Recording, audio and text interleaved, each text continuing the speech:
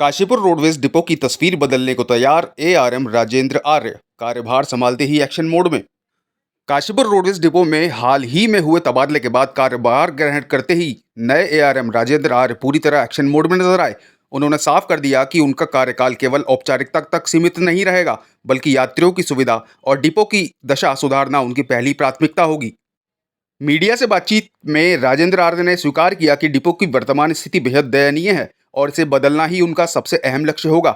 उन्होंने कहा कि जब तक यात्रियों को सुरक्षित और सुचारू परिवहन व्यवस्था उपलब्ध नहीं होगी, तब तक रोडवेज का महत्व अधूरा ही रहेगा।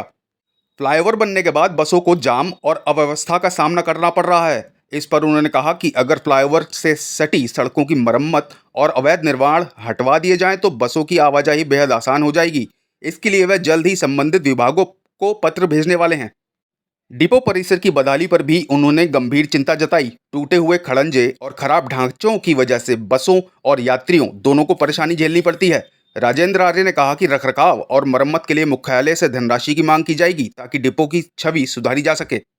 निरीक्षण के दौरान उन्होंने 3 बसों को अनुपयोगी घोषित कर तुरंत नीलामी प्रक्रिया के लिए अलग कर दिया।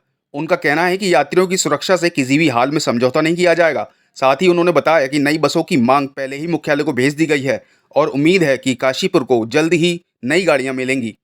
भविष्य की योजनाओं पर उन्होंने दोहराया कि उनका मकसद केवल वादे करना नहीं, बल्कि यात्रियों को बेहतर और सुरक्षित परिवहन उपलब्ध कराना है। उन्होंने स्पष्ट किया कि काशीपुर डिपो को फिर से सक्रिय और व्यवस्थित स्वरूप देना उनकी प्राथमिकता है।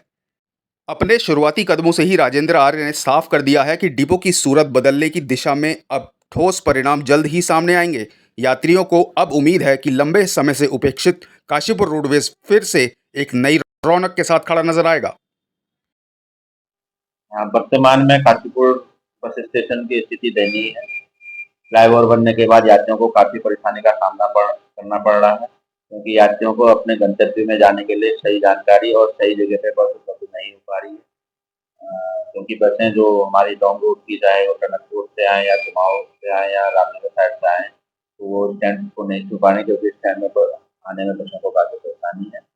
और इसके लिए पुनः जो है जिला प्रशासन को एक पत्र लिखा जाएगा कि वो जो ओवरब्रिज बना है उसके दोनों साइड जो है रोड का चौड़ीकरण सीमित प्रकार कर दे, ताकि बस बस स्टेशन पे आए और यात्रियों को हाँ, बस स्टैंड में जगह-जगह खड्डे पड़े हैं, खड़ंजा टूट चुका है बरसात के कारण।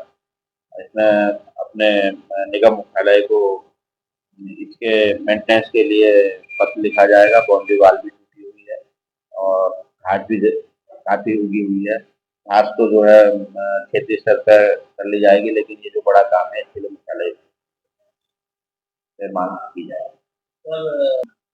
अब विशेष रूप से मेरी प्राथमिकता ये रहेगी कि बस स्टेशन का संचालन यात्रियों के सुविधार्थ किस प्रकार हो, उस प्रक्रिया में हम ज़्यादा ध्यान देंगे, क्योंकि इस समय यात्री हमारे काफ़ी परेशान हैं, उनको कोई सुविधा नहीं मिल पा रही है काशीपुर में रोडवेज से। सर, कुछ नए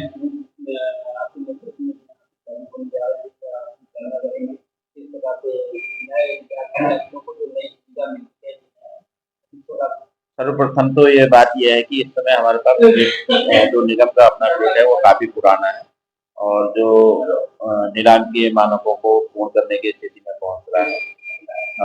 सर्वप्रथम यदि हमें नई बसें प्राप्त होती हैं, तो उसी हिसाब से हम बसों के नए रूटों का खाका तैयार करें। नई बसों का बेड़ा तो मुख्यालय स्तर से प्राप्त होता है, और लेकिन जो बसों की आपके द्वारा कहा गया कि स्थिति खराब है, इसमें हमने कल निरीक्षण किया। निरीक्षण करने में हमारे मंडलीय प्रबंधक तकनीकी भी यहाँ पे मौजूद थे।